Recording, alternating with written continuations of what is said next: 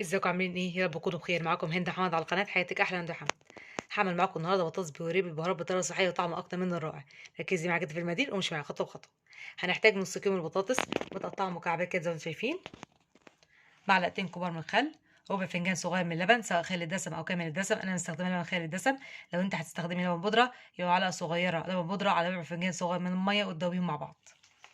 البهارات بتاعتي: معلقه صغيره بهارات دجاج وده اختياري، ربع معلقه صغيره فلفل اسود، رشه حبهان، رشه جوز الطيب، يعني إيه رشه، يعني ايه ربع معلقه صغيره كده، رشه ايه ربع معلقه صغيره كده من الطرف، رشه كده صغيره حبهان وجوز الطيب. توابل بطاطس من ويلز، احنا كنا مستخدمين قبل كده توابل بطاطس من كنور في فيديو بطاطس مهروسه بالبهارات. تابعوا الفيديو يا جماعه على اليوتيوب. 2 مكعب جبنه نستو. لو مش متوفرة توابل بطاطس ممكن تستبدليها بمعلقة كبيرة من بهارات البطاطس السايبة من عند العطار. تمام. توابل البطاطس يا جماعة اختياري، يعني مش أساسي في الوصفة. كده مقاديرك قدامك، يلا بينا نبدأ في الوصفة، يلا. في حلة على النار هحط البطاطس متقطعة مكعبات، واحط عليها معلقة صغيرة من الملح، وهحط عليها معلقتين كبار من الخل،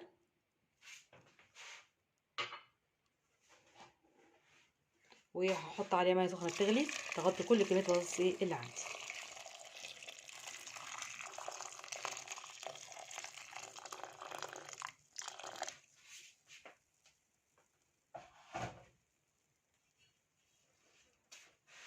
وهسيبها تتسلق، تمام، وتشرب كل كميه الميه اللي عندي. انا هسلقها سلق كامل. هقفل عليها بقى واسيبها تتسلق. نفتح البطاطس كده، خلاص كده البطاطس سلقت سلقه كامله. بصوا سلقت خالص. في حبه ميه صغيرين كده. بقى ايه الميه دي يا جماعه؟ انا هحتاجها، هدوب فيها البهارات اللي هحطها على البطاطس. هصفي البطاطس من ميتها. صفيت البطاطس كده من ميتها زي ما انتم شايفين، خلاص، وحطيتها في بوله كبيره عشان اهرسها. تمام. دي الميه يا جماعه الصغيره اللي بقت من البطاطس. انا عايزه لكم سلقتها خالص لحد ما شربت كل ميه ما عدا حبه ميه صغيرين كده زي ما انتم شايفين. هحط عليها البهارات بتاعتي: معلقه صغيره بهارات دجاج، نص معلقه صغيره فلفل اسود، لا ربع معلقه صغيره فلفل اسود، رشه حبهان، رشه جوز الطيب، توابل البطاطس من ويلز.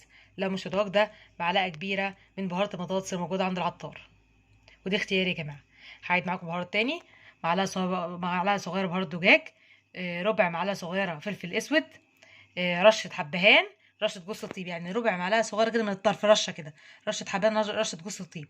توابل بطاطس من ويلز لو مش متوفره، تمام، معلقه كبيره من بهارات البطاطس الموجوده عند العطار، ودي اختياري يا جماعه. توابل البطاطس اختياري.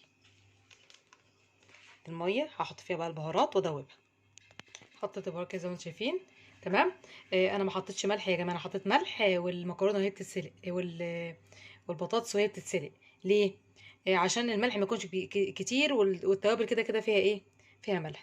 هقلب كده كله مع بعضه، طب كله مع بعض. وليه انا حطيت التوابل يا جماعه في ميه البطاطس؟ ايه السبب؟ عشان تتوزع توزيع ايه كويس وهي بتتهرس، ما يبقاش ايه توابل واصله للاجزاء في البطاطس واجزاء لا. وبعد كده بقى ايه هضيف ربع فنجان صغير من اللبن. كله مع بعض.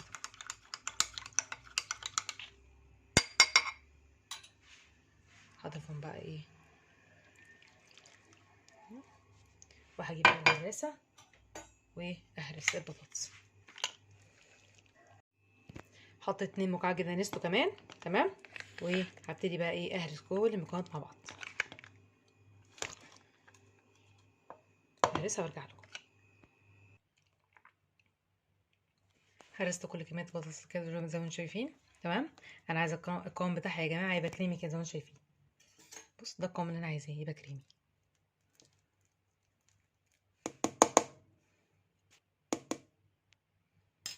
هقدمها بقى، قدموها بقى الفانا وشفا. ده شكلها بعد التقديم. ان شاء الله تجربوها وتعجبكم. عايزه اقول لكم طعمها حلو جدا جدا جدا. ممكن تقدموها طبق جانبي جنب الاكل، وممكن تعملوها سندوتشات ساده لوحدها، وممكن تعملوا معاها بيض مسلوق، وممكن تحطوها في خلطه البشاميل، بس مش هنحط معاها توابل بطاطس. يعني هنحط كل التوابل اللي احنا حطيناها بنفس الطريقه، بس مش هنحط معاها توابل بطاطس. ان شاء الله تجربوها وتعجبكم. طعمها حلو، معموله بطريقه صحيه من غير دهون، وده اجمل حاجه. لو عجبك الوصفه لايك واشتراك في القناه، ويا ريت تدعموني بالاشتراك. والسلام عليكم ورحمه الله وبركاته.